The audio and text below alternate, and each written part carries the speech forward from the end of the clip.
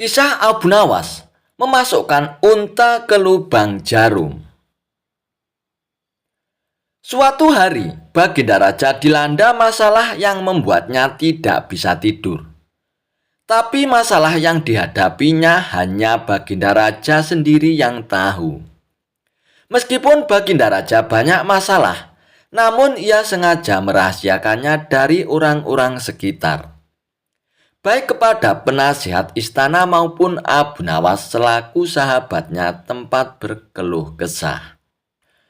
Padahal, sejatinya Baginda Raja ingin rasanya melupakan masalah yang menimpanya. Kalaupun ia bisa lari menghindar, tentulah ia akan melakukannya. Tapi kenyataannya permasalahan yang dihadapi terasa seperti mengikuti kemanapun Baginda Raja pergi. Sejak saat itulah Baginda Raja sering terlihat melamun seorang diri. Kemudian penasihat istana mendekati Baginda Raja. "Maaf Paduka yang mulia, hamba perhatikan belakangan ini Paduka terlihat murung. Hamba khawatir Paduka nanti akan jatuh sakit. Apakah ada sesuatu yang Paduka pikirkan?" tanya penasihat istana. "Tidak apa-apa penasihat, aku baik-baik saja. Kau urusi saja pekerjaanmu," jawab Baginda Raja dengan memalingkan wajahnya. Penasihat istana pun hanya terdiam. Ia merasakan gelagat bahwa Baginda Raja sedang dilanda masalah yang besar. Dikarenakan Baginda Raja tidak mau berterus terang, penasihat istana pun tidak berani membujuknya untuk menceritakan masalah yang dihadapi Baginda Raja. Makin hari sikap Baginda Raja makin tertutup. Bahkan kini enggan menerima tamu. Hal ini membuat para pejabat istana pun menjadi sangat khawatir. Apa yang harus kita lakukan? Makin hari Baginda Raja terlihat mengkhawatirkan. Ini sangat buruk untuk kondisinya. Jangan sampai Baginda Raja jatuh sakit, kata salah seorang menteri. Aku juga cemas melihat sikap Baginda Raja belakangan ini. Aku sudah coba membujuknya supaya mau menceritakan masalah yang dialaminya.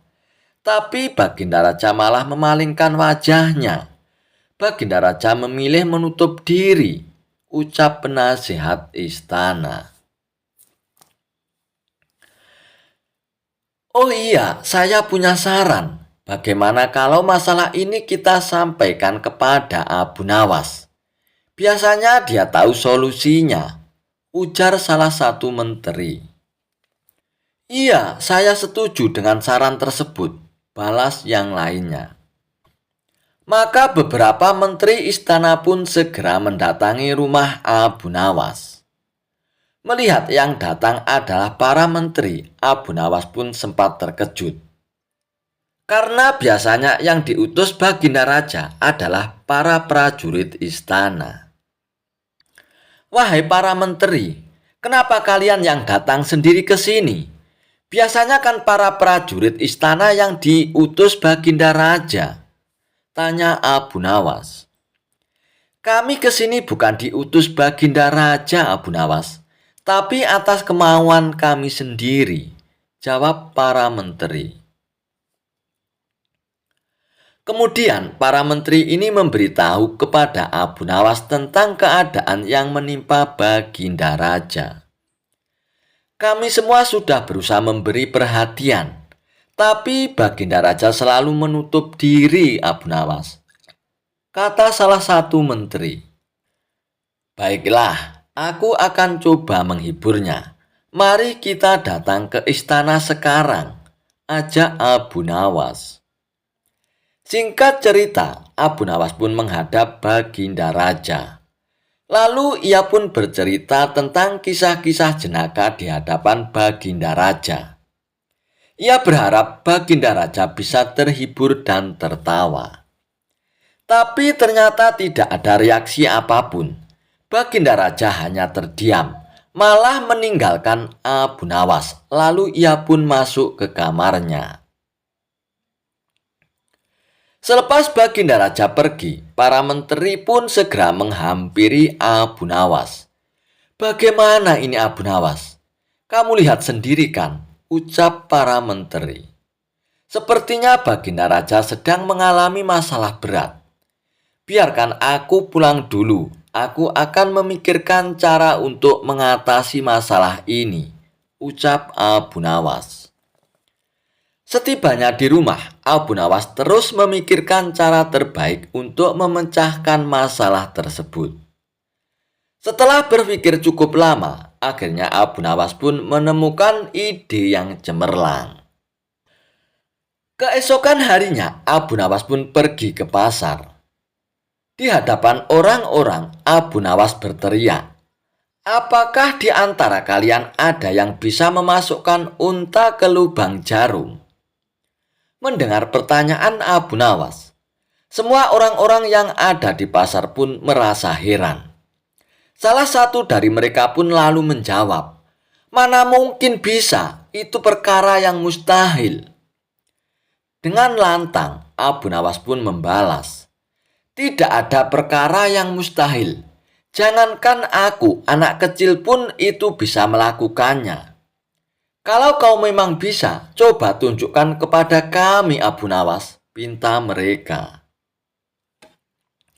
"Maaf kawan-kawan, sayangnya aku hanya bisa membuktikannya bila di hadapan Baginda Raja," jawab Abu Nawas. Begitulah seterusnya setiap ada keramaian orang ataupun perkumpulan. Abu Nawas selalu mengatakan hal yang sama.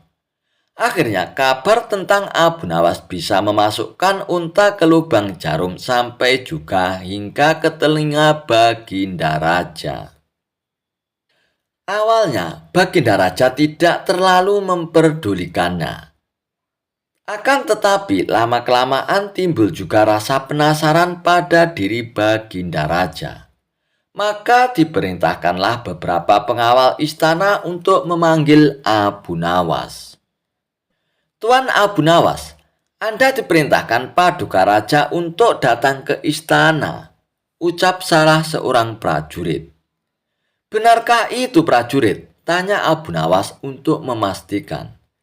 "Benar Tuan Abu Nawas," jawab prajurit tersebut. "Rencanaku akhirnya berhasil," pikir Abu Nawas dalam hatinya. "Oh iya, bagaimana kondisi Baginda Raja sekarang?" tanya Abu Nawas kembali. "Baginda Raja masih sering mengurung diri dan sering tampak termenung," jawab salah seorang prajurit. "Baiklah, aku akan ke istana sekarang," balas Abu Nawas. Tidak lama kemudian, Abu Nawas pun sampai di istana. Lalu ia pun segera menghadap Baginda Raja. "Wahai Abu Nawas, aku dengar kau bisa memasukkan seekor unta ke lubang jarum. Kau bersedia membuktikannya bila di hadapanku. Benarkah itu Abu Nawas?" tanya Baginda Raja. "Oh, benar sekali Paduka yang mulia," jawab Abu Nawas dengan tenang. "Bagaimana mungkin kau bisa melakukannya Abu Nawas? Aku rasa itu perkara yang mustahil," balas Baginda Raja. "Di dunia ini tidak ada yang mustahil Paduka," ujar Abu Nawas. "Baiklah, sekarang coba kau buktikan Abu Nawas," perintah Baginda Raja. "Caranya mudah sekali Paduka. Kita tinggal membuat jarum yang lubangnya lebih besar daripada seekor unta. Dengan begitu kita bisa memasukkannya dengan mudah Paduka. Bahkan anak kecil pun bisa," jawab Abu Nawas menjelaskan. "Kalau caranya seperti itu, semua orang pun bisa melakukannya. Berarti kau telah menipu semua orang, termasuk aku Abu Nawas," ucap Baginda Raja. "Hamba tidak pernah menipu siapapun Paduka. Dan hamba juga tidak pernah menipu Paduka Raja. Hamba tidak pernah mengatakan bahwa jarum yang hamba maksud adalah jarum kecil," balas Abu Nawas. "Iya, itu memang benar. Tapi apa maksud dari pernyataanmu itu, Abu Nawas? Tanya Baginda Raja lagi. Hamba hanya ingin mengatakan ada hikmah dari pernyataan ini, Paduka. Jawab Abu Nawas. Hikmah? Hikmah dari mana itu, Abu Nawas? Tanya Baginda Raja dengan heran. Bukankah tadinya Baginda Raja tidak percaya kalau hamba bisa memasukkan unta ke lubang jarum? Tapi setelah hamba jelaskan, Baginda Raja pun mempercayainya. Begitu juga dengan permasalahan yang sedang kita hadapi. Sebesar apapun masalah, sebesar apapun bebannya, tapi kalau hati kita lebih besar, hati kita lebih luas saat menghadapinya, maka semua masalah akan terasa lebih ringan, Paduka. Itulah gambaran seekor unta bila dimasukkan ke lubang jarum. Sepintas saat kita menghadapinya, pasti itu mustahil dilakukan.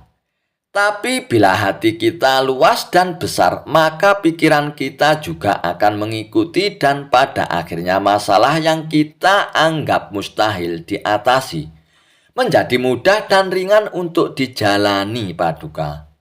Bagaimana kita akan bisa tenang bila kita menghadapi masalah dengan hati yang sempit? Tutur Abu Nawas. Seketika Baginda Raja pun terdiam. Ia terus merenungi ucapan Abu Nawas.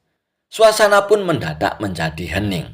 Tidak beberapa lama kemudian Baginda Raja pun berkata, "Terima kasih Abu Nawas, kau telah menyadarkanku.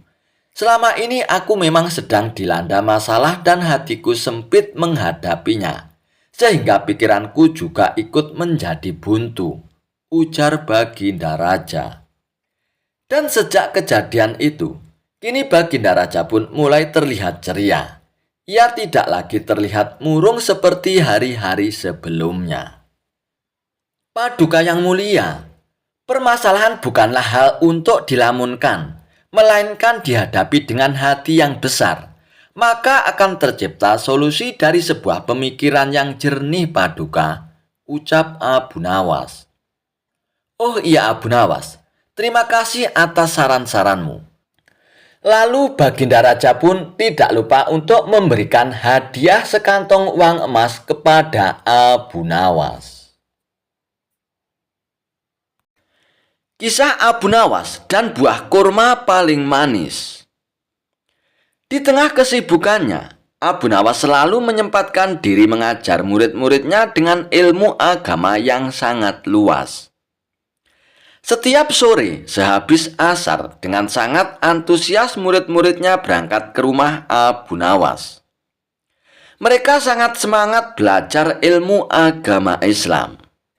Dari sekian banyak murid Abu Nawas, ada salah satunya bernama Ahmad. Ia murid pendiam tapi pintar. Bahkan Ahmad mendapat perhatian khusus dari Abu Nawas. Hal ini membuat murid-murid yang lain merasa cemburu kepada Ahmad, terutama mereka yang sudah senior. Kemudian, beberapa murid memberanikan diri menghadap Abu Nawas. "Guru, bolehkah kami bertanya?" "Tentu saja boleh. Apa yang ingin kalian tanyakan?" tanya Abu Nawas. "Kenapa? Guru ada perhatian lebih kepada Ahmad," ucap murid Abu Nawas. Abu Nawas pun sontak kaget mendengarnya. Ternyata sikapnya terhadap Ahmad selama ini menjadi sorotan murid-muridnya yang lain. "Kalian kenapa bertanya seperti itu?" tanya Abu Nawas balik. "Dia kan murid baru, Guru, sedangkan kami sudah lama jadi murid guru," ujar mereka. Abu Nawas menangkap ada kecemburuan dalam diri mereka. Supaya tidak menjadi salah paham, Abu Nawas pun mengumpulkan seluruh murid-muridnya. "Wahai anak-anakku sekalian, besok ada sayembara untuk kalian," tutur Abu Nawas. "Sayembara apa, Guru?" sahut murid-murid penasaran. "Besok kalian harus membawakanku buah kurma. bagi siapa saja yang buah kurmanya paling manis, maka dialah yang menjadi pemenangnya. Dan sebagai hadiahnya, aku akan berikan kalian sorban yang indah, kata Abu Nawas. Mereka pun antusias dengan sayembara yang diadakan oleh Abu Nawas. Singkat cerita, keesokan harinya mereka pun berlomba-lomba mencari buah kurma yang paling manis. Ada yang sampai rela membeli di pasar dengan harga yang cukup mahal, dengan harapan mereka akan menjadi pemenangnya. Ada pula yang memetik dari kebun kurma milik orang tuanya sendiri. Sementara si Ahmad yang merupakan anak yatim dan miskin hanya mempunyai 3 kurma di rumahnya. Kurma yang dimiliki memang bukan kurma yang terbaik, tapi Ahmad antusias mengikuti sayembara gurunya itu. Setelah mendapat kurma yang diinginkan, mereka segera berangkat ke rumah Abu Nawas. Begitu juga dengan Ahmad. Dia membawa 3 buah kurma miliknya. Saat berjalan menuju rumah Abu Nawas, di tengah perjalanan, Ahmad melihat anak kecil sedang duduk sambil menangis. Dikarenakan merasa iba, Ahmad pun menghampirinya. "Hei, kamu kenapa, nak?" tanya Ahmad. "Aku ingin makan buah kurma, tapi tidak punya uang," jawab anak kecil tersebut sambil menangis. "Hei nak, ini aku ada buah kurma, silakan kamu ambil," balas Ahmad sambil memberikan 1 butir kurma kepada anak kecil itu. Anak kecil itu pun langsung tersenyum bahagia. Ia pun mengucapkan terima kasih kepada Ahmad. Kemudian Ahmad pun melanjutkan perjalanannya. Kini kurma yang ada di tangannya tinggal 2 butir. Di saat itulah datanglah Abu Nawas yang menyamar sebagai pengemis. Ia pun menghampiri Ahmad dan berkata, "Oh, saya lapar sekali, nak. Berilah saya makanan." Melihat hal itu, Ahmad pun kembali merasa iba. "Tapi aku hanya punya 2 butir kurma saja, kek," jawab Ahmad. "Tidak mengapa, nak. Berikan aku 1. Satunya untuk bekal kamu nantinya," balas Abu Nawas yang menyamar sebagai pengemis. Ahmad pun lalu memberikan 1 butir kurmanya kepada sang kakek pengemis itu. Lantas ia pun melanjutkan perjalanan dengan membawa 1 butir kurma yang tersisa. Begitu juga dengan murid-murid yang lain. Mereka pun diuji oleh Abu Nawas dengan menyamar sebagai pengemis tua. Akan tetapi tidak ada satupun yang rela memberikan kurmanya kepada Abu Nawas. "Enak saja, ini buah kurma terbaik dan harganya mahal," jawab salah satu muridnya. "Bukankah buah kurma yang kamu bawa itu banyak? Berikan aku 1 saja," pinta Abu Nawas yang menyamar sebagai pengemis. "Tidak bisa, ini kurma mau buat sayembara dan aku harus memenangkannya," balas si murid. Kemudian, murid tersebut meninggalkan pengemis yang sebenarnya adalah Abu Nawas. Setelah sampai di rumah Abu Nawas, masing-masing murid pun membanggakan kurma yang dibawanya. "Aku pasti pemenangnya karena kurma yang aku bawa rasanya sangat manis sekali," ujar salah satu murid. "Belum tentu, pastinya aku yang akan menang sebab kurma yang aku bawa bukan hanya manis tapi jumlahnya juga banyak. Lebih banyak dari yang kamu bawa," timpal murid yang lainnya. Tidak beberapa lama kemudian datanglah Ahmad dengan membawa sebutir kurma. Melihat buah kurma yang dibawa Ahmad, teman-temannya pun mentertawakannya. "Hei, kurma jelek begitu dibawa kemari. Sudah begitu jumlahnya jelek cuma 1 lagi," celetuk salah seorang temannya. Dan mereka pun kembali tertawa terpingkal-pingkal. Sikap teman-teman Ahmad membuat Ahmad pun menjadi minder. Ia pun membalikkan badannya untuk kembali pulang. Namun tiba-tiba keluarlah Abu Nawas dari dalam rumahnya. "Hei Ahmad, jangan pulang dulu. Ayo ke sini," teriak Abu Nawas memanggilnya. Lalu Ahmad pun disuruh berkumpul dengan murid-murid yang lain. "Hei murid-muridku, apakah kalian sudah membawakan kurma yang paling manis?" tanya Abu Nawas. "Sudah guru," jawab murid-muridnya penuh dengan semangat. Kemudian Abu Nawas pun menyuruh menunjukkan kurma yang mereka bawa. Satu persatu, murid-muridnya meletakkan kurma di hadapan Abu Nawas, termasuk Ahmad yang hanya membawa sebutir kurma. Setelah semuanya terkumpul, Abu Nawas pun berkata kepada murid-muridnya, "Sepertinya aku sudah menemukan pemenangnya." "Siapa pemenangnya, guru?" tanya mereka dengan hati berdebar. "Pemenangnya adalah Ahmad," jawab Abu Nawas. Keputusan Abu Nawas ini tentu saja menuai protes dari murid-muridnya. "Guru tidak adil, masa kurma jelek begitu bisa menang?" ucap mereka tidak terima.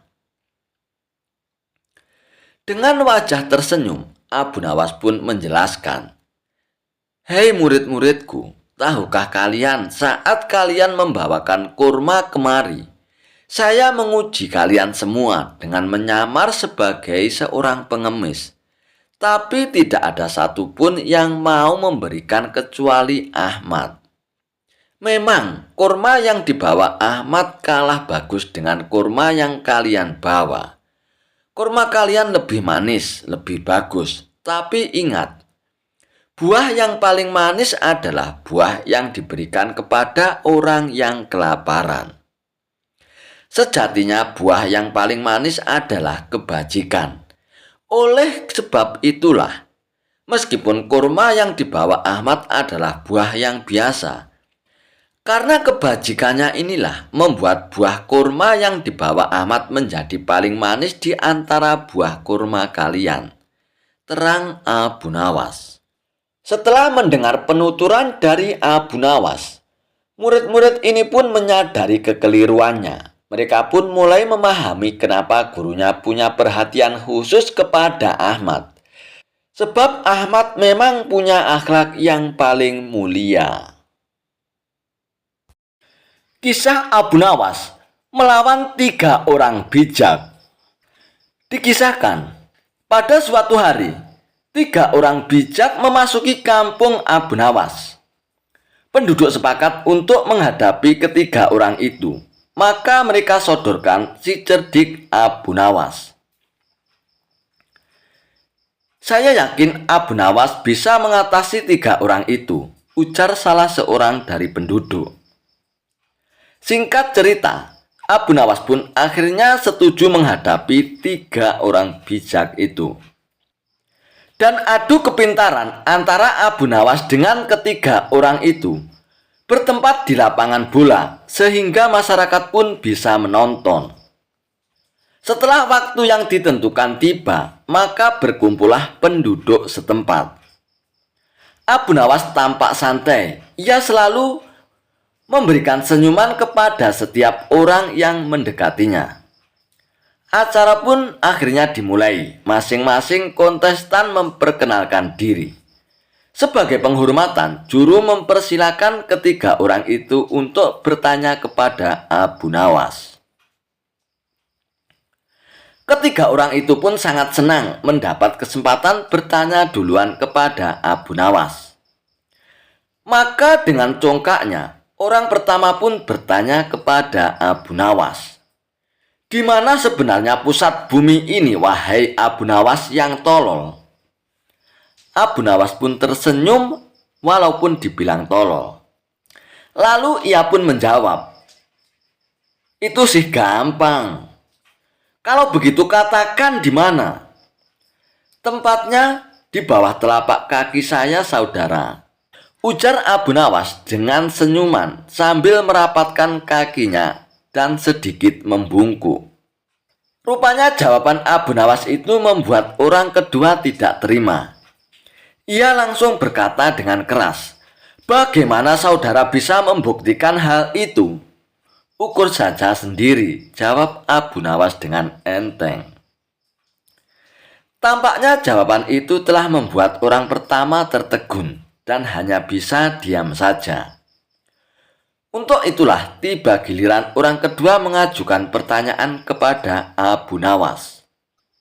"Hai Abu Nawas, berapa banyak jumlah bintang di langit?" Pertanyaan yang nyaris sama dan pasti bisa dijawab oleh Abu Nawas.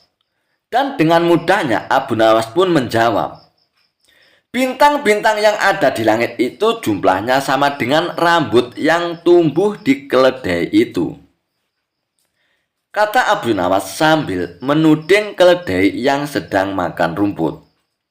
"Kalau Anda tidak percaya, hitung saja rambutnya yang ada di keledai itu. Nanti saudara akan tahu kebenarannya." "Hai Abu Nawas, bagaimana bisa kami akan menghitung rambut keledai itu?" "Makanya, kalau kamu bisa menghitung bulu keledai itu, pasti jumlahnya akan sama dengan jumlahnya bintang. Kalau tidak percaya, hitung saja," jawab Abu Nawas dengan entengnya. Mendengar jawaban Abu Nawas, kedua orang itu pun akhirnya tutup mulut. Sekarang tampillah orang ketiga. Orang ini konon paling cerdas di antara yang lain. Ia memang agak terganggu oleh kecerdikan Abu Nawas. Dan dengan ketusnya, ia pun bertanya kepada Abu Nawas, "Tampaknya saudara tahu banyak mengenai keledai. Coba saudara katakan kepadaku, berapa jumlah bulu yang ada di ekor keledai itu?" Sebuah pertanyaan yang tidak kreatif dan nyaris mirip dengan pertama dan kedua. Ini tentu saja membuat Abu Nawas tertawa mengejek.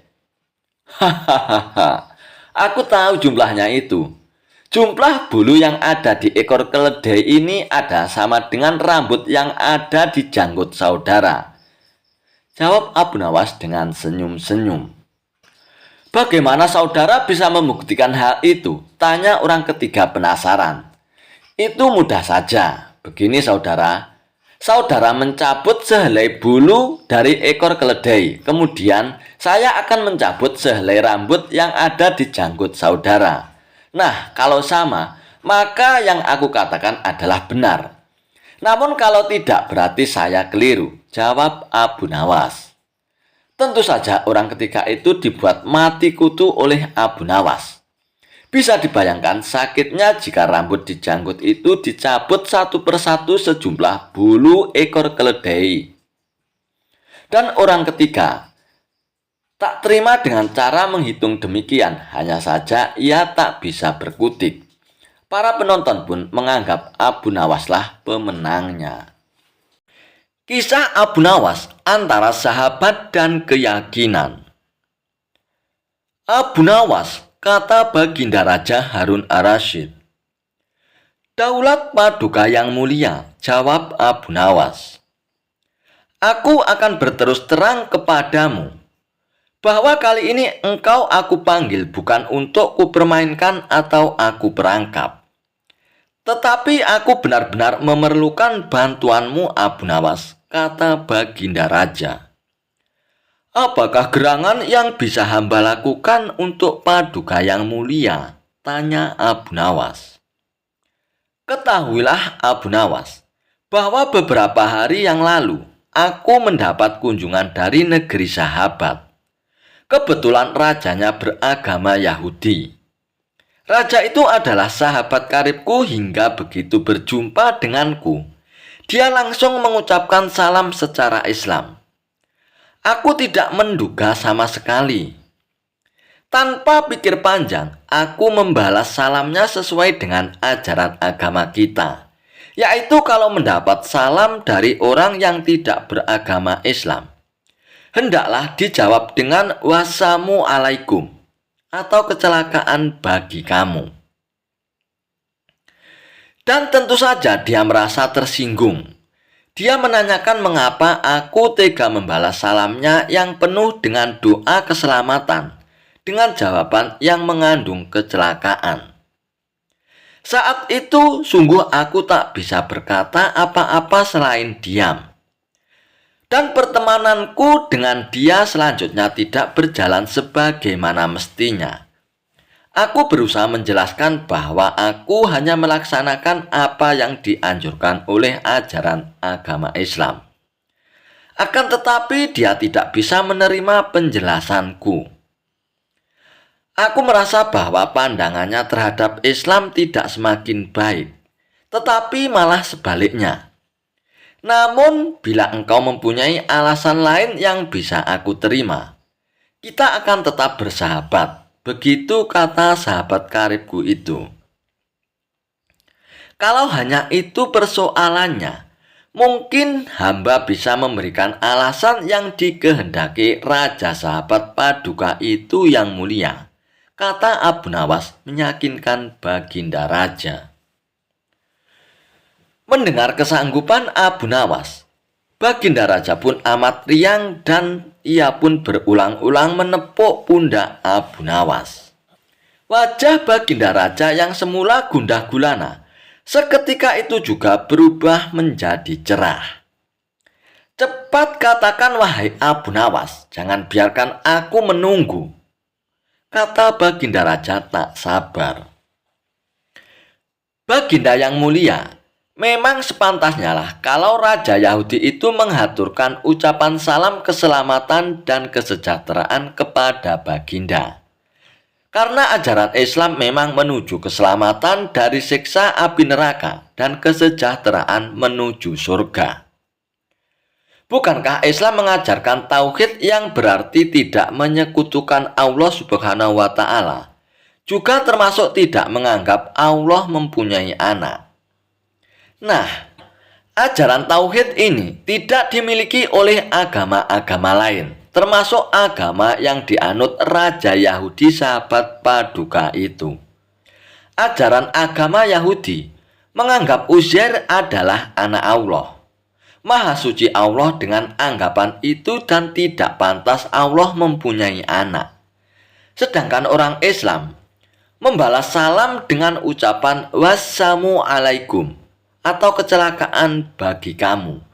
Bukan berarti mendoakan agar kamu celaka. Akan tetapi, semata-mata karena ketulusan dan kejujuran Islam yang masih bersedia memperingatkan orang lain atas kecelakaan yang akan menimpanya, bila mereka tetap berpegang teguh pada keyakinan yang keliru. Dan seketika itu juga kegundahan Baginda Raja Harun ar-Rasyid pun sirna. Dan kali ini saking gembiranya, Baginda Raja pun menawarkan agar Abu Nawas memilih sendiri hadiah apa yang disukainya. Namun Abu Nawas tidak memilih apa-apa karena ia berkeyakinan bahwa tidak selayaknya ia menerima upah dari ilmu agama yang ia sampaikan. Kisah kecerdikan Abu Nawas dalam menghadapi preman yang kejam. Alkisah, ada seorang pemuda yang gemar mabuk-mabukan. Dia juga sering membuat onar di kampungnya. Perilakunya ini membuat orang-orang menaruh rasa benci, namun mereka tak berani untuk menegurnya. Karena si pemuda terkenal nekat dan tak segan-segan menghajar siapa saja yang berani menegurnya. Yang lebih menjengkelkan, si pemuda tidak menaruh rasa hormat kepada siapapun, entah itu orang yang lebih tua ataupun seorang pemuka agama. Suatu ketika, si pemuda sengaja membuat ulah. Kali ini yang dikerjai bukanlah orang sembarangan, melainkan tokoh pemuka agama. Yang pertama, ia mendatangi seorang Habib. "Tuan Habib, izinkan saya berzina," kata si pemuda. Mendengar itu, sang Habib pun kaget bukan main. "Kalau kamu mau berzina, itu urusanmu, jangan meminta izin dariku," jawab sang Habib. "Tapi aku menginginkan izin darimu, Tuan," mau mengizinkan atau tidak? Si pemuda pun kembali bertanya. Tidak mungkin aku mengizinkanmu. Itu perbuatan yang melanggar agama. Kalau aku mengizinkanmu, sama saja aku memperbolehkan orang untuk berbuat dosa, balas sang Habib dengan tegas. Tanpa diduga, si pemuda itu pun langsung memberikan serangan pukulan tepat mengarah di kepala sang Habib. Sang Habib pun langsung jatuh tersungkur dan merintih kesakitan. Si pemuda itu pun lalu pergi meninggalkannya. Aku akan mencoba mendatangi Tuan Pendeta. Aku ingin tahu apa jawabannya, kata si pemuda dalam hatinya. Ia pun lalu pergi ke rumah sang pendeta. Setibanya di rumah sang pendeta, lalu pemuda itu pun bertanya, Tuan Pendeta, izinkan saya berzina, pinta si pemuda. Mendengar pertanyaan pemuda itu, sang pendeta pun kagetnya bukan main. Sejenak ia pun terdiam. Kalau ia melarangnya, tentu si pemuda akan marah. Bisa-bisa ia dihajar habis-habisan. Sebab tabiat pemuda tersebut terkenal kasar dan jahat, pikir sang pendeta. Hai anakku, kenapa engkau tidak menikah saja? Tentu itu akan lebih baik bagimu, kata sang pendeta menyarankan. Aku tidak mau, aku masih ingin menikmati masa mudaku, ujar si pemuda. Sang pendeta pun terlihat kebingungan mendengar alasan si pemuda tersebut. Namun ia juga harus berhati-hati dalam ucapan, jangan sampai membuat si pemuda menjadi marah. Bagaimana Tuan Pendeta? Apakah Tuan mau mengizinkan saya berzina? Tanya si pemuda lagi. Hati sang pendeta menjadi berkecamuk. Kalau ia mengizinkan, sama saja ia memperbolehkan orang untuk berbuat dosa. Tapi kalau ia melarang, si pemuda akan menjadi marah dan tentu saja si pemuda akan menghajarnya. Wahai anakku, saya sangat sayang kepadamu. Tidakkah engkau tahu bahwa siksa api neraka itu sangat pedih? Aku tidak ingin kamu masuk ke dalamnya, hanya karena perbuatanmu itu, anakku, kata sang pendeta menasihati. Maksud Tuan Pendeta apa? Mati saja belum sudah bicara tentang neraka. Tuan mau mengizinkan saya berzina atau tidak? Tanya si pemuda lagi mulai emosi. Maafkan saya, nak. Dengan berat hati, saya tidak berani mengizinkan kamu. Itu semata-mata karena saya sangat sayang sama kamu, nak. Saya tidak ingin kamu dimurkai oleh Tuhan, jawab sang pendeta. Tiba-tiba pukulan melayang ke arah kepala sang pendeta. Sang pendeta pun jatuh tersungkur ke tanah. Bilang saja kalau kamu tidak mengizinkan, tak usah berbelit-belit, kata si pemuda dengan geram. Ia pun lalu pergi meninggalkan sang pendeta. Kedua peristiwa tersebut membuat gempar warga. Banyak orang-orang yang mengutuk perbuatan si pemuda tersebut. Akan tetapi si pemuda malah menjadi beringas. Sehingga ia semakin ditakuti oleh warga. Suatu ketika, salah satu teman si pemuda berkata kepadanya, Hai kawan, kenapa tidak kau tanyakan keinginanmu itu kepada Tuan Abu Nawas? Kalau jawabannya membuatmu jengkel, kamu hajar saja dia dan kamu pasti akan lebih ditakuti. Mendengar usulan temannya itu, si pemuda tersebut pun menjadi tertarik. Benar juga katamu, besok aku akan menemui Tuan Abu Nawas, timpal si pemuda. Pada keesokan harinya, si pemuda segera berangkat menuju rumah Abu Nawas. Sesampainya di rumah Abu Nawas, pemuda itu pun mendapati Abu Nawas sedang duduk santai di depan rumahnya. Tuan Abu Nawas, bolehkah saya masuk? Ada yang ingin saya tanyakan kepada Tuan Abu Nawas, kata si pemuda tersebut. "Oh, silakan masuk anak muda. Kemarilah," balas Abu Nawas. Si pemuda itu pun lalu masuk dan duduk di samping Abu Nawas. "Apa yang ingin kau tanyakan, wahai anak muda?" tanya Abu Nawas. "Tuan Abu Nawas, izinkan saya berbuat zina," pinta si pemuda tersebut. Mendengar itu, Abu Nawas pun hanya tersenyum. "Sebelum aku menjawab permintaanmu, saya ingin mengajukan 3 pertanyaan. Apakah kau siap menjawabnya?" tanya Abu Nawas. "Oh, silakan tuan, tanyakan saja," jawab si pemuda. "Kalau dia sampai bertanya tentang siksa neraka, saya akan langsung menghajarnya," pikir si pemuda. "Wahai anak muda, apakah kau rela bila ibumu berbuat zina dengan seorang pemabuk dan pembuat onar?" tanya Abu Nawas. "Saya tidak akan rela dan saya akan melakukan apa saja asalkan ibuku tidak berbuat zina," jawab si pemuda. Demikianlah perasaan orang lain. Ia juga tidak akan suka bila hal itu terjadi pada diri ibunya. "Wahai anak muda, kelak nanti bila engkau mempunyai seorang putri, apakah engkau rela bila putrimu berzina dengan seorang pemabuk dan pembuat onar?" tanya Abu Nawas kembali. "Tentu saja saya tidak terima. Saya tidak rela bila putriku berzina dengan orang seperti itu," jawab si pemuda dengan tegas. Nah, orang lain pun demikian. Ia tentu tidak rela bila hal itu terjadi pada diri putrinya. Timpal Abu Nawas. Si pemuda tampak merenungi kata-kata Abu Nawas. Ia tak menyangka akan mendapatkan pertanyaan seperti itu. "Sekarang pertanyaan terakhir dari saya, anak muda. Apakah yang akan kamu lakukan bila kamu menitipkan suatu barang kepada orang lain dan barang itu sangat berharga bagimu? Akan tetapi orang yang kamu titipin tidak amanah. Bahkan ia malah merusak barangmu yang sangat berharga itu," tanya Abu Nawas.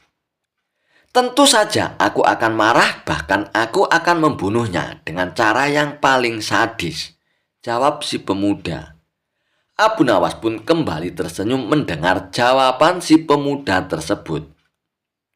Kemudian Abu Nawas kembali berkata, "Jasad kamu, nyawa kamu, sejatinya adalah titipan Allah yang berharga, yang Allah percayakan kepadamu. Tapi bila engkau mengotori dan merusaknya dengan perbuatan bejatmu, lalu kamu menghadap ke hadapan Allah, kira-kira apa yang akan Allah perbuat kepadamu?" Tiba-tiba suasana pun mendadak jadi hening. Tanpa diduga, si pemuda langsung menangis dan duduk bersimpuh di hadapan Abu Nawas. "Tuan Abu Nawas, saya tidak sanggup membayangkan siksaan yang akan Allah berikan kepada saya. Saya ingin berbuat tobat. Tuan Abu Nawas, bimbinglah saya agar Allah berkenan memaafkan dosa-dosa saya," kata si pemuda sambil menangis sesegukan. Berkat bimbingan dan nasihat Abu Nawas, si pemuda ini pun kembali ke jalan yang benar. Sifatnya yang jahat dan kejam kini berubah menjadi pribadi yang santun. Si pemuda tak lagi dibenci oleh orang-orang, namun sebaliknya, kini ia dicintai dan disambut hangat oleh masyarakat. Kisah Abu Nawas yang dikalahkan oleh untanya. Alkisah. Di negeri 1001 malam, ada unta yang bisa berbicara dengan manusia. Unta tersebut adalah milik tokoh cerdik yang amat terkenal saat itu, yakni Tuan Jambul alias Abu Nawas. Julukan Tuan Jambul ini disematkan karena kebiasaan Abu Nawas yang suka memotong rambutnya dengan model jambul. Pada suatu hari, Abu Nawas mengajak untanya untuk pergi mengembara. Setelah berpamitan terlebih dahulu kepada istrinya, lalu berangkatlah Abu Nawas dengan si unta lengkap dengan perbekalannya. Mulailah ia menyusuri gurun pasir yang gersang dan panas sekali di siang hari. Apabila malam tiba, dingin yang luar biasa pun menusuk sampai ke tulang-tulang. Perjalanan yang cukup jauh membuat Abu Nawas dan untanya merasa kelelahan. Di bawah mentari dekat pohon kaktus, mereka pun berdialog. "Tuan, apakah perjalanan kita masih jauh?" tanya unta kepada Abu Nawas. "Iya, kita harus melewati 2 gurun pasir lagi. Setelah itu kita baru akan tiba di sebuah desa terdekat. Setelah sampai di desa itu, kita baru bisa beristirahat lebih lama di sebuah penginapan yang aman dan nyaman," jawab Abu Nawas. Setelah beberapa waktu beristirahat, lalu keduanya pun melanjutkan perjalanan kembali. Siang sudah berubah menjadi gelap, tanda malam telah tiba. Abu Nawas pun menghentikan perjalanannya untuk sementara waktu. Ia mendirikan sebuah tenda untuk berteduh dan tidur sepanjang malam. Tapi malang bagi si unta, ia tidak diizinkan oleh majikannya tidur di dalam tenda karena tendanya memang kecil. Abu Nawas pun tidur di dalam tenda dengan nyenyaknya. Sementara itu, si unta tak bisa tidur lantaran merasa kedinginan. Si unta pun mulai berpikir kalau terus begini, pasti dia esok akan sakit dan tidak bisa melanjutkan perjalanan.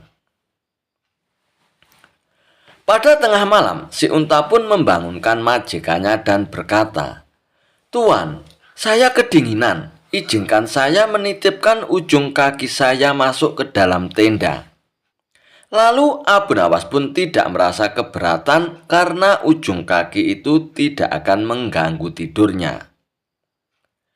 Setelah 1 jam, si unta pun berkata lagi, "Tuan, saya kedinginan.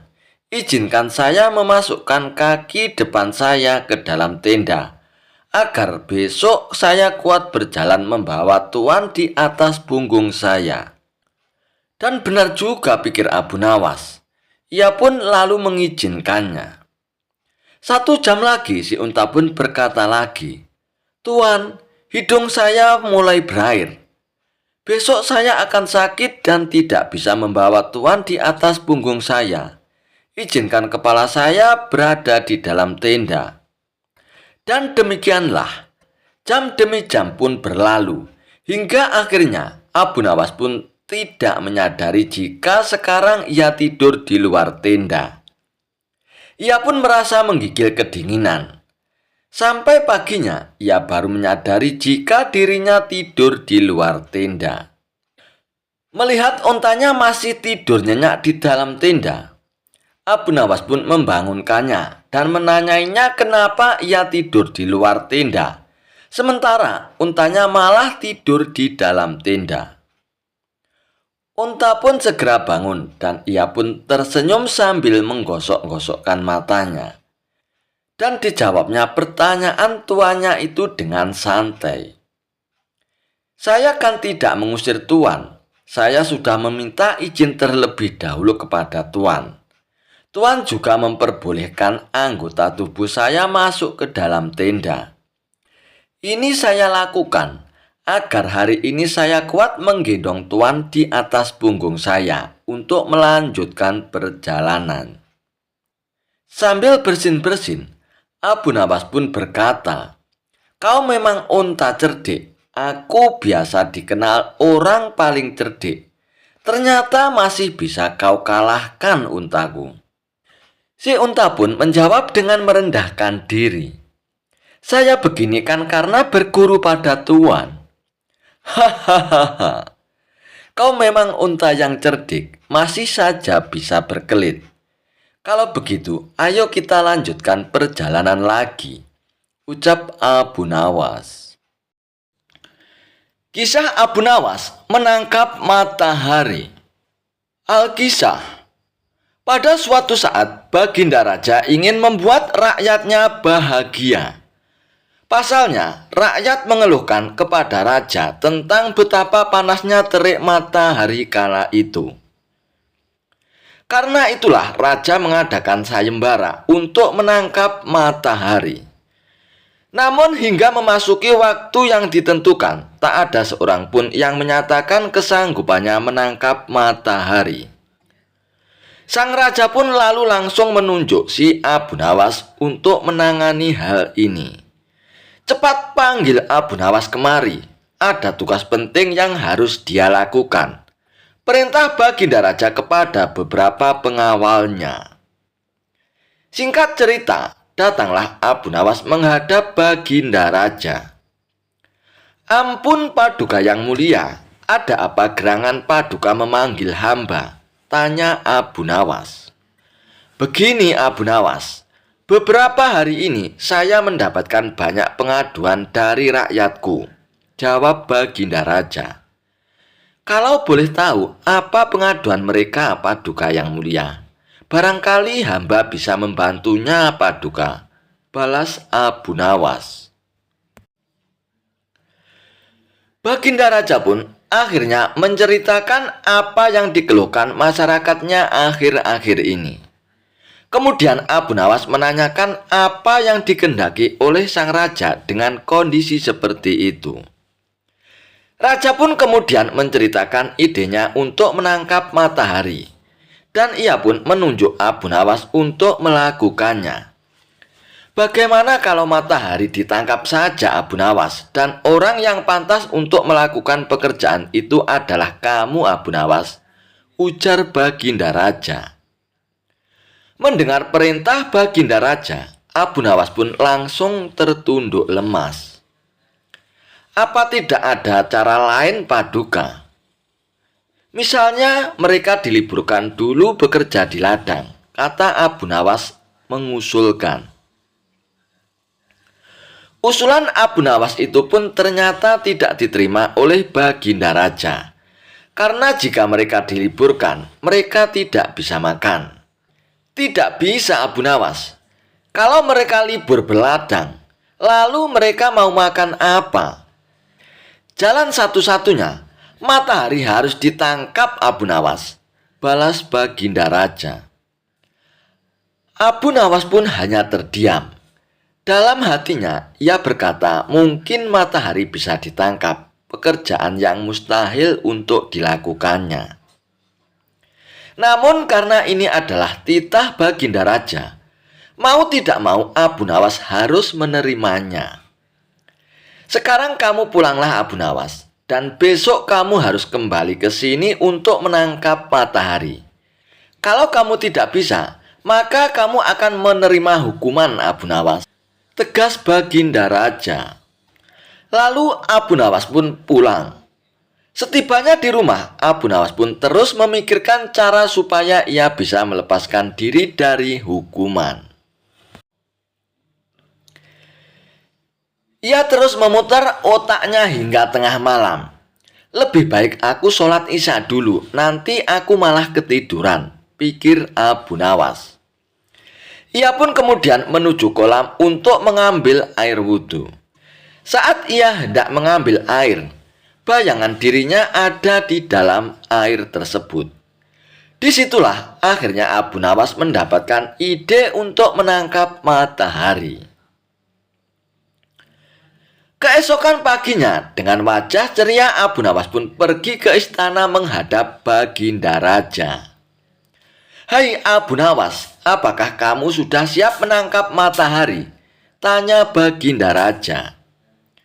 "Saya sudah siap Paduka, tapi saya minta disediakan peralatan untuk menangkapnya," jawab Abu Nawas. "Apa yang kau butuhkan Abu Nawas? Katakan kepadaku," balas Baginda Raja. Abu Nawas pun kemudian meminta sesuatu yang perlu disiapkan untuk menangkap matahari. "Saya minta ember yang berisi air dan juga kantong besar yang tidak bocor," pinta Abu Nawas. Setelah peralatan dipersiapkan, Abu Nawas pun mengajak salah satu menteri ke tengah lapangan. "Kamu lihat kan matahari itu?" kata Abu Nawas sambil menunjuk bayangan matahari yang berada di dalam ember berisi air.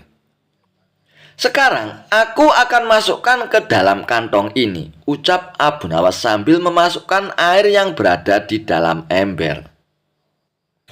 Sang menteri pun lantas menghadap pada sang raja untuk memberitahu pekerjaan yang sudah dilakukan Abu Nawas. Namun sang raja tentu belum percaya sebab panas matahari masih terasa menyengat. "Baiklah, sekarang perintahkan pada Abu Nawas untuk membungkus matahari itu dan bawakan padaku," titah Baginda Raja. Lalu menteri itu pun menghadapkan Abu Nawas kepada Baginda Raja dengan membawa kantong berisi air. "Paduka yang mulia, mataharinya sudah aku bungkus dalam kantong ini," tutur Abu Nawas. "Hai Abu Nawas, coba kamu lihat keluar, mataharinya masih ada dan aku juga masih merasakan panasnya," sanggah Baginda Raja. "Tak percaya benar yang mulia ini. Tapi sesungguhnya itu matahari kedua Baginda," timpal Abu Nawas. "Yang benar saja kamu ini Abu Nawas. Hanya ada satu matahari di dunia ini," sahut Baginda Raja. "Paduka yang mulia, memang benar. Ketika matahari berhasil saya tangkap, dunia menjadi gelap gulita. Lalu Allah langsung menggantikannya dengan matahari yang baru," ujar Abu Nawas. Baginda Raja pun kemudian memastikan apakah isi kantong besar tersebut berisi matahari atau bukan. Lalu ia pun membuka kantong tersebut, ternyata isinya hanya air. "Mana mataharinya Abu Nawas? Kamu jangan mengerjai aku ya," hardik Baginda Raja. "Paduka, membukanya jangan di dalam ruangan, karena matahari paling tidak suka dengan ruangan tertutup. Pasti dia tidak akan menampakkan dirinya, Paduka," jawab Abu Nawas untuk beralasan. "Matahari hanya mau menampakkan dirinya kalau dia melihat ada saudaranya di atas, Paduka," ujar Abu Nawas. Lalu Abu Nawas pun mengajak Baginda Raja ke tengah lapangan dengan membawa kantongnya yang berisi air. "Ini saya buka kantongnya Baginda. Itu kan ada mataharinya," tutur Abu Nawas sambil menunjukkan kepada Baginda Raja. Baginda Raja pun hanya bisa geleng-geleng kepala dengan kecerdikan Abu Nawas ini. Dan akhirnya ia pun memberikan hadiah kepada Abu Nawas. Kisah Abu Nawas selamatkan raja dengan sorban usang. Kisah Abu Nawas tak ada habisnya untuk diceritakan hingga kapanpun. Seperti pada kali ini, kisah Abu Nawas akan mengisahkan sepak terjang kecerdikan Abu Nawas dalam menyelamatkan rajanya dari rongrongan para pengkhianat. Selidik punya selidik, ternyata yang telah melakukan pengkhianatan adalah para menterinya raja sendiri. Berkat bantuan Abu Nawas, akhirnya para menteri yang berkhianat itu pun akhirnya dapat diketahui. Dan berikut kisahnya. Pada suatu hari, di kerajaan yang dipimpin oleh Raja Harun ar-Rasyid, telah terjadi huru-hara. Rakyatnya tidak lagi mendapat ketenangan seperti biasanya, karena telah terjadi penculikan dan pembunuhan yang misterius. Raja dan para prajuritnya akhirnya mengetahui bahwa huru-hara tersebut bukan datang dari musuh, namun dari dalam istana sendiri yang didalangi oleh para menteri raja sendiri. Namun raja sangat kesulitan untuk mencari siapa yang bersekongkol terhadap tindakan penculikan dan pembunuhan tersebut. Karena Baginda Raja melihat bahwa para menterinya semua taat kepadanya. Maka dari itu, Dipanggillah Abu Nawas yang dikenal memiliki otak yang cerdas itu ke hadapan Baginda Raja. Setelah Abu Nawas datang ke istana untuk menghadap Baginda Raja, Baginda Raja pun berkata, "Akhir-akhir ini aku gelisah. Seolah-olah ada seseorang yang hendak mengkudeta kerajaanku. Apa ada yang salah dengan kepemimpinanku, Abu Nawas?" Tanya Baginda Raja. "Ampun beribu ampun, Baginda Raja. Apa yang bisa hamba lakukan untuk membantu Paduka yang mulia?" Tanya Abu Nawas. "Begini wahai Abu Nawas, berilah cara kepadaku untuk menguji kesetiaan para menteriku," kata raja dengan iming-iming hadiahnya. "Baiklah Paduka, berilah hamba waktu sehari saja agar bisa memikirkan caranya," ujar Abu Nawas sambil beranjak meninggalkan Baginda Raja. Setibanya di rumah, Abu Nawas berpikir keras untuk menemukan cara yang terbaik dan jitu. Karena kelelahan, Abu Nawas akhirnya tertidur dengan lelapnya. Dan pada keesokan harinya, ketika ia hendak sholat subuh, ia menemukan sorban yang berbau tidak sedap. Sorban itu memang telah lama tidak dicuci oleh istrinya. Dari situlah Abu Nawas menemukan cara jitu untuk menguji kesetiaan para menteri kerajaan. Setelah sholat subuh, Abu Nawas pun segera bergegas menuju istana kerajaan untuk menghadap Raja Harun ar-Rasyid. Abu Nawas meminta Baginda Raja untuk bersandiwara seolah-olah telah memiliki sorban sakti. Raja Harun ar-Rasyid pun setuju dan melakukan apa yang telah diperintahkan oleh Abu Nawas. Setelah itu, maka dikumpulkanlah kelima menterinya untuk menghadap Baginda Raja. Di hadapan para menteri itu, Raja mengatakan bahwa ia telah mendapat hadiah berupa sorban sakti hasil pemberian dari kerajaan lain.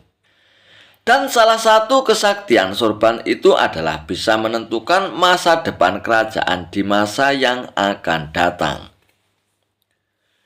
"Wahai para menteriku, bantulah aku untuk menentukan masa depan negeri ini," titah Baginda Raja.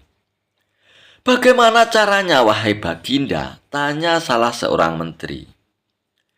"Masing-masing dari kalian, coba ciumlah sorban hadiah ini secara bergantian. Apabila baunya wangi, maka kerajaan ini akan abadi. Namun bila baunya busuk, maka kerajaan ini tidak akan lama lagi akan segera runtuh," jelas Baginda Raja. Sesuai dengan perintah Baginda Raja, para menteri itu pun satu persatu memasuki ruangan untuk mencium sorban sakti tersebut. Setelah semuanya telah mendapatkan giliran, maka dikumpulkanlah lagi menteri-menterinya. "Bagaimana baunya?" tanya Baginda Raja. "Sorban ini baunya sangat harum sekali, Baginda Raja. Niscaya kerajaan ini pasti akan abadi, Baginda," jawab menteri pertama. Menteri kedua dan ketiga menjawab sama dengan menteri pertama. Intinya adalah mereka berusaha untuk membuat rajanya senang. Giliran menteri keempat dan kelima angkat bicara. Di luar dugaan, menteri keempat dan kelima ini mengatakan bahwa sorban sakti tersebut baunya busuk dan menyengat hidung. Mendengar pernyataan menteri keempat dan kelima itu, Baginda Raja pun akhirnya membuka rahasianya, yaitu bahwa sorban yang dikiranya sakti tersebut adalah milik Abu Nawas yang sudah usang dan tidak dicuci lama sekali. Maka bergetarlah badan dari menteri pertama, kedua, dan ketiga. "Kini aku tahu siapa di antara kalian yang telah berkhianat kepadaku." Kalian telah terbukti berbohong dan kalian pantas untuk dimasukkan ke dalam penjara, ujar Baginda Raja. Menteri pertama, kedua, dan ketiga pun akhirnya ditangkap dan segera dimasukkan ke dalam penjara. Dan kepada menteri keempat dan kelima, Raja Harun Ar-Rasyid pun memberikan hadiah kepada mereka karena kesetiaan yang telah diberikannya. Tak lupa juga Abu Nawas mendapat bagian hadiah yang telah dijanjikan oleh Baginda Raja Harun Ar-Rasyid.